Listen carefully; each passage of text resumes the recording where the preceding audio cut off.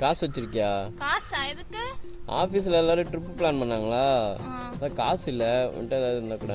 அத கேட்க ஏன் தயங்குற? உனக்கு தர மாதிரி யாருக்கு தர போறேன்? நான் எப்ப தயங்கினேன்? இப்பதான். ஏய் காசு இருந்தா குர்ரி, இல்ல நான் வெளியில உசார் பண்ணுவேன். கேர்ள்ஸ்ல வராங்களா? ஆமா, ஆபீஸ்ல கேர்ள்ஸ் தானே வருவாங்க. கேர்ள்ஸ் வராங்களா? ஆமா.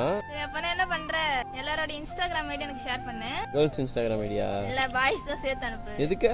அப்பதான் நீ யார் கூட போட்டோஸ் எடுக்கிற, என்னன்னு அட்டகாசம் பண்றது எனக்கு தெரியும். ஓ.